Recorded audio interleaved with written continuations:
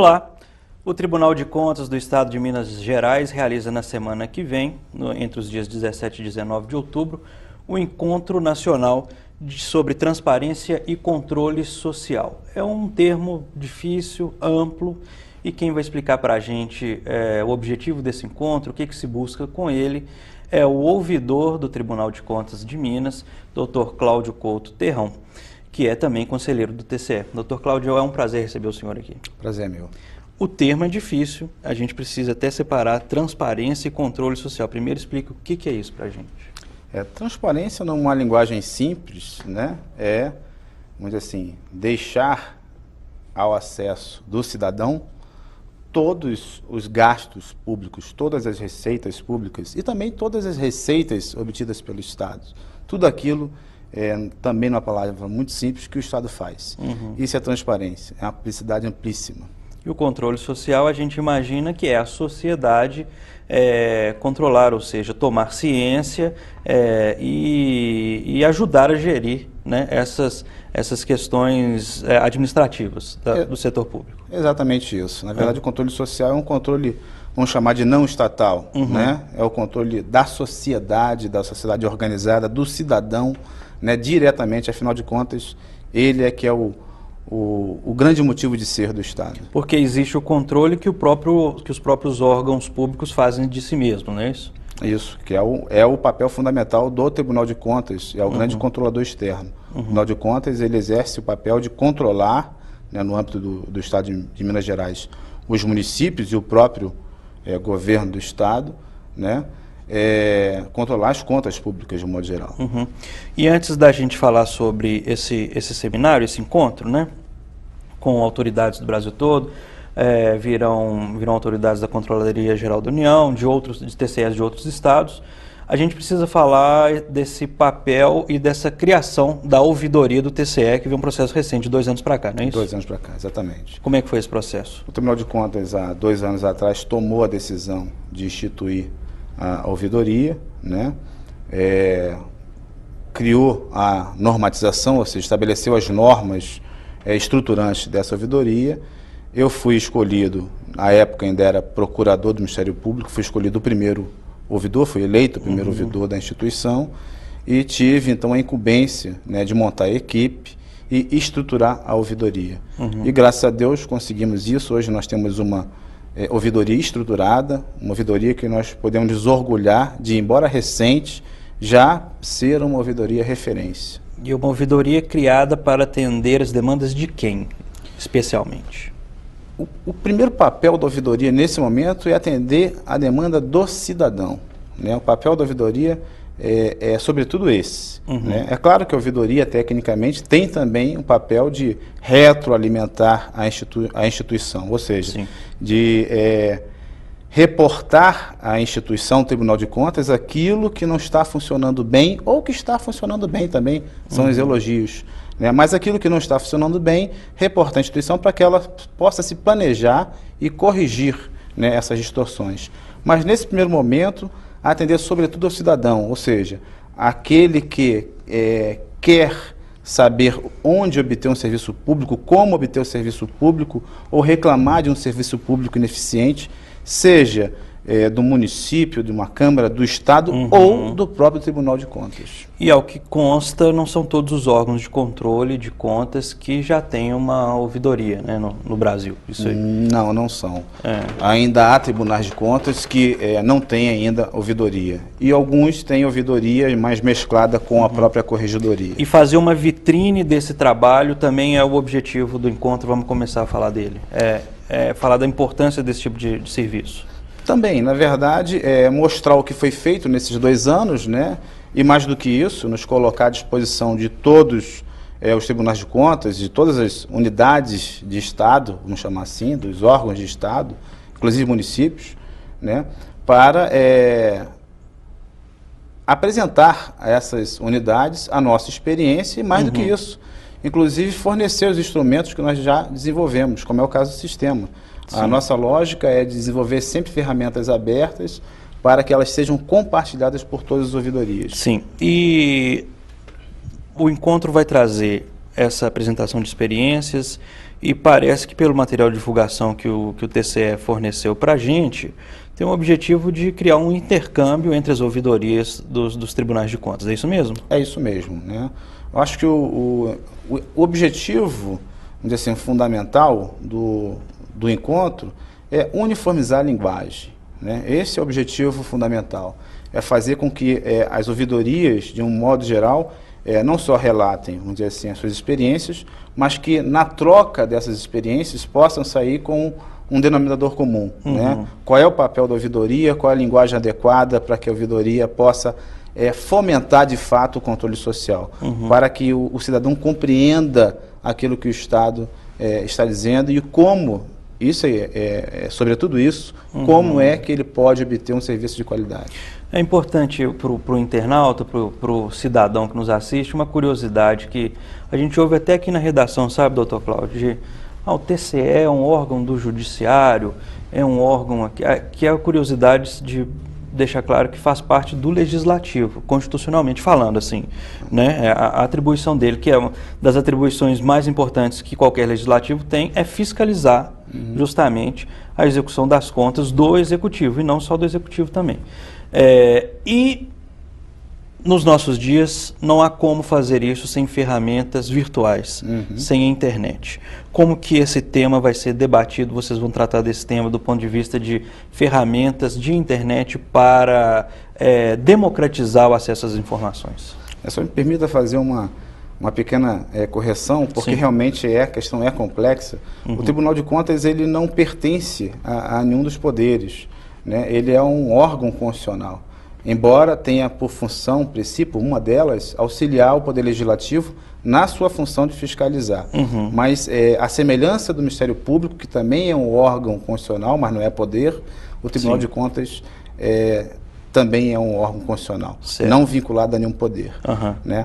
Agora, voltando à questão da ferramenta, hoje tecnologia é tudo, né? Tecnologia é a base, é a infraestrutura, né, de qualquer instituição, seja pública ou seja privada. No que diz respeito à nossa ouvidoria, nós já temos um sistema próprio, né, desenvolvido, um sistema que nós já obtivemos em parceria com o Estado do Paraná. Evidentemente que promovemos as alterações necessárias, né, ao nosso perfil, à nossa demanda, né, e em relação à instituição do Tribunal de Contas, o Tribunal de Contas também vem se aparelhando, né, se atualizando tecnologicamente para que possa dar conta desse universo que é imenso, né? Um universo extremamente grande, eu diria abissal, que é controlar 853 municípios, o Estado e diversas outras instituições autárquicas, fundacionais, enfim. Sem dúvida.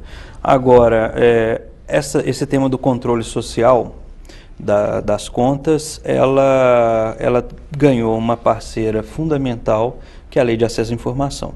Em vigor desde novembro do ano passado, após 6 meses, nós sabemos que os órgãos públicos ainda não, na verdade entrou em vigor em maio, não é isso? Isso. Em maio. Já em novembro foi a publicação teve um período de vacácio. Isso, no Diário Oficial da União. E a gente percebe que não são todos os órgãos públicos que ainda estão preparados, mesmo tendo entrado em vigor em maio, nós já estamos em outubro, ou seja, vão em 5 meses. É de fato um marco, né, na questão do controle social?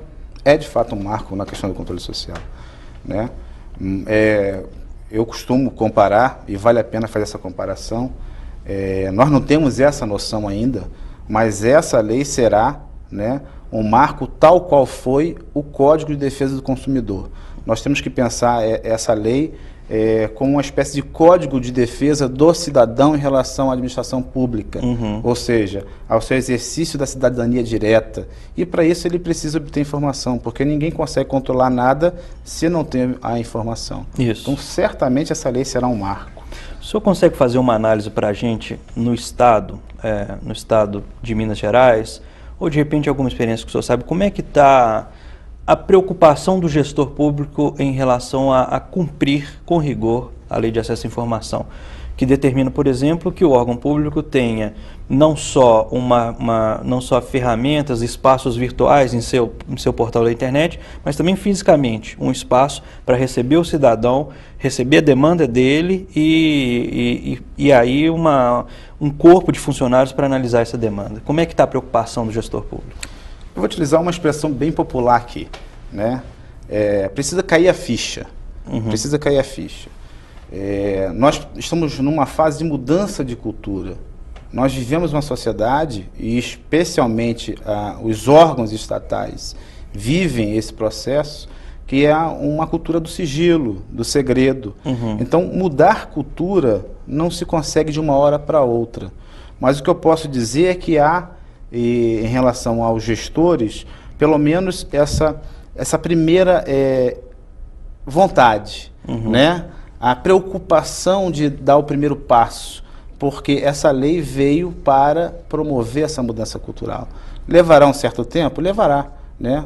A nossa Constituição é recente, o Código de Defesa do Consumidor é recente, mas em 20 anos nós já estamos colhendo os bons frutos. Doutor Cláudio, deixa eu fazer até um relato aqui curioso. Neste ano, as câmaras municipais têm o limite para aprovarem os vencimentos que os vereadores terão na legislatura seguinte, né? Eles não podem aprovar uma mudança de salário para a própria legislatura. A gente teve notícia que uma cidade do interior, que eu não vou falar qual é, pequena, estava reajustando em, sei lá, mais de 60%, 70% o salário dos próprios vereadores. Conversamos com o presidente da Câmara. Seu fulano, o nosso repórter ligou. Seu fulano, a gente gostaria de saber qual que é o reajuste, qual que é o salário que você está propondo. Não vou falar. Mas, senhor, a gente tem que falar para a imprensa e tudo. Não, vocês não têm que saber disso. Aí a gente se avalou, não, mas tem agora a lei de acesso à informação, a gente tem direito de saber disso. A lei de acesso à informação pode valer no país inteiro, menos aqui na nossa cidade. Foi o que a gente ouviu desse presidente da Câmara. É uma realidade que descreve bem o que o senhor está dizendo, de que o gestor público ainda não tomou conhecimento total da lei, né? Não tomou consciência ainda dessa lei. Isso. Mas esse é um dos principais papéis do Tribunal de Contas. Isso precisa chegar ao conhecimento do Tribunal de Contas, né? E a imprensa, né, como parte da sociedade organizada, é importantíssimo esse papel. Né? E o cidadão também. Vamos falar de alguns destaques aqui do encontro, que vai ser repetindo de 17 a 19. O senhor quer citar algum destaque assim, de memória que o senhor tem? Eu destaco aqui, por exemplo, essa palestra do dia 18 aqui. Na verdade, essa presença do Procurador da República em Minas, Dr. Álvaro Ricardo de Souza, para falar de democracia, transparência e controle social. Também José Eduardo Romão, nesse mesmo dia 18. Isso. Transparência das ações administrativas e o fomento ao controle social. Ele, José Eduardo Romão, que é ouvidor-geral da União. E também, deixa eu encontrar aqui... Isso, o secretário da Secretaria de Prevenção da Corrupção e Informações Estratégicas da Controladoria Geral da União, Dr. Marcos Vinícius Clausen Spinelli, que vai... É um painel, na verdade, mas com esse tema de educação para a cidadania, né? São alguns dos destaques, só quer lembrar de mais alguns, posso dizer? Eu acho que os painéis foram muito bem distribuídos, né? Destacar um tema em si poderia... de certa forma, gerar até, por assim dizer, uma diminuição em relação a outros painéis, né? Ele foi muito bem distribuído. Eu acho que o destaque é o evento como todo. O evento, ele é um destaque, ele já está sendo um sucesso, né? Em pouco tempo esgotou a nossa previsão inicial, né? As vagas oferecidas, nós já estamos com uma lista de espera, né? Então, acho que o destaque é todo o evento. Agora, estando aí em vigor, ainda que não muito bem executada ainda, a Lei de Acesso à Informação, essa articulação dos tribunais de contas, por meio de suas ouvidorias, que o senhor esclareceu numa conversa antes daqui, não vai ter esse papel de atender essas demandas diretamente da sociedade. Mas não deixa de ser uma preparação dos tribunais de contas, antecipando, num futuro próximo, um aumento de demanda da sociedade de informações sobre as contas dos estados, dos municípios? Sem dúvida. Não só dos tribunais de contas, mas das próprias instituições estatais, todas, né? Que, de modo geral, não estão preparadas para isso. Sim. Né? Será sim, e tanto o Tribunal de Contas quanto as demais estruturas estatais, elas precisarão estar preparadas para isso. Né? O que eu pretendo, enquanto cidadão, né? Enquanto ouvidor, enquanto conselheiro, é que essa demanda aumente. Sim. Né? Quanto mais, melhor. Quanto mais controle, melhor. Agora, a ouvidoria também pode atender prefeitos, vereadores, para tirar dúvidas ou reclamar ou elogiar até o trabalho de análise de contas daquele município? Pode, a ouvidoria é um canal para todo cidadão, né? Eu não gosto de utilizar a expressão cidadão comum, né? Cidadão é cidadão. E o prefeito, a autoridade, seja lá qual for, por mais qualificada que ela seja... O promotor da comarca, o promotor da comarca, por mais qualificado que seja, é um cidadão, né?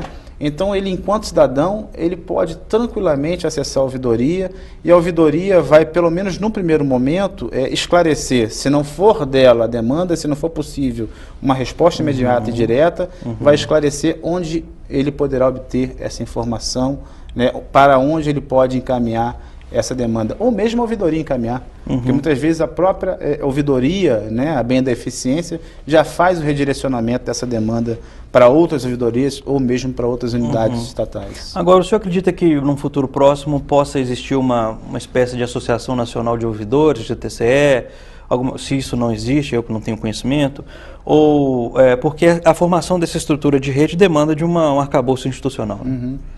Existe já, ainda não é oficial, né? Não é oficial no seu sentido jurídico, né? O SECOR. Né? O SECOR, ele congrega os corregedores e ouvidores dos tribunais de contas. Né? Agora, é bem interessante que todas as unidades de ouvidoria do país possam sim se congregar numa única unidade. O ideal é que isso seja feito, né, naquilo que há de mais moderno, que é o modelo de rede. É que essas experiências sejam compartilhadas, independentemente de vamos dizer assim, uma estrutura hierárquica ou central que possa coordenar ou controlar tudo isso. Né? Esse acho que é o grande desafio, é que nós possamos trabalhar isso em rede. Doutor Cláudio, você pincelou aí a dificuldade de controlar os dados, né, a execução orçamentária de 853 municípios. Não é à toa que o TCE tem um desafio especial até do ponto de vista numérico. Esse ano é um ano especial, ano de mudança de gestão de mandato, já que nós elegemos no domingo passado os novos prefeitos, novos ou o mesmo, né, mas para o novo mandato. E existe a lei de responsabilidade fiscal, desde 2000, que os prefeitos não podem deixar dívidas sem cobertura para o seu sucessor. E a gente já recebe informações de que algum serviço deixa de ser cumprido, a gente sabe que é para o prefeito acertar as contas do município e não deixar nenhum saldo. Requer uma atenção especial do TCE esse problema tão específico desse período? Requer atenção especial, sim. Mas isso também é algo que, infelizmente, nós precisamos dizer é cultural. Não é da maioria, mas existe ainda uma minoria que encara a administração pública como uma administração político-partidária. Né? Tecnicamente existem 3 tipologias de interesse público: primário, que é da sociedade; secundário, que seria o patrimonial do Estado; e já se fala em interesse terciário, que é o político-partidário. O que essas pessoas precisam compreender é que ser gestor público, né, sobretudo, comandar uma política de Estado, uma política voltada para a sociedade, e não uma política voltada para os interesses sazonais, vamos dizer assim, de partido. E aí um período sazonal até extenso de 4 anos, e muitos com projetos de 8, 12, 20 anos no poder. Vocês enviaram para a gente, a assessoria de comunicação do tribunal, mandou as cartilhas que vocês produzem, com informações básicas para os prefeitos, o que a gente já teve a oportunidade de conversar, por exemplo, com os dirigentes da Associação Mineira de Municípios, e a gente desconfia, o senhor vai dizer se essa desconfiança faz sentido ou não, de que os prefeitos não tenham uma noção precisa da responsabilidade de zelo e de controle fiscal e de diálogo com o TCE, né, doutor Cláudio? Esse é um desafio a ser vencido, né? Esse é um desafio a ser vencido, ou seja, o tribunal ele precisa exercer o seu papel pedagógico em relação a isso, de tal forma, no início da gestão, e agora é um momento oportuno, ou seja, para o próximo ano, se aproximar dos gestores e ensinar aos gestores qual é o seu papel, qual é o papel que ele tem que desenvolver, não só em relação à administração pública, mas sobretudo em relação ao seu dever de prestar contas, né? E é um processo burocrático, complexo, sim, não é muito simples, sim, né? E nesse ambiente democrático, muitos dos gestores são eleitos sem ter realmente nenhum conhecimento do que é administração pública. São pessoas que não têm a formação, né, administrativa, vamos dizer assim, e aí não é só técnico-científica, empírica, é o conhecimento, sim, do dia a dia. Sim. A formação é suficiente para a gestão da coisa pública. Importante é frisar também de que o prefeito que tem as contas rejeitadas pelo TCE, ele pode acabar inelegível no futuro. Sim. Ou pela própria Câmara Municipal, né? E o pior é você se tornar inelegível por falta de conhecimento, né? Porque quando você se torna inelegível porque você agiu de má fé, né? Você praticou uma ação dolosa, cometeu um erro grave, né? Isso, evidentemente, que é o propósito da norma. A finalidade da norma foi atingida. Agora, você se tornar inelegível porque você não teve o conhecimento suficiente para a administração, ou seja, porque você errou, porque você não obteve a informação necessária para administrar um município, aí é lamentável.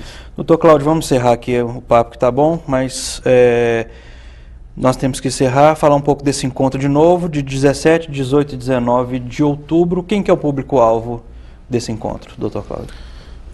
Desde a autoridade do Estado ao cidadão, né? Então não há um público específico.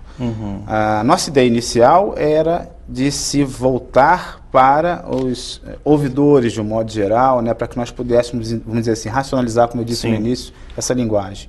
Mas, para nossa surpresa, uma surpresa positiva, nós temos diversas autoridades inscritas, nós temos cidadãos inscritos, nós temos estudantes inscritos, nós temos representantes de organizações não governamentais inscritos, enfim, sim, é um público plural. É o Encontro Nacional sobre Transparência e Controle Social, que vai ocorrer aí na sede do TCE, na Avenida Raja Gabalha, no bairro Luxemburgo. Doutor Cláudio Terrão, foi um prazer receber o senhor aqui. A gente deseja boa sorte aí e que as boas intenções aí na transparência e no controle social das contas públicas se efetivem no futuro próximo. O prazer foi meu estar aqui com vocês, né? Estou à disposição assim que houver necessidade. Obrigado. Você que acompanhou também nessa conversa, essa entrevista, muito obrigado também e até a próxima.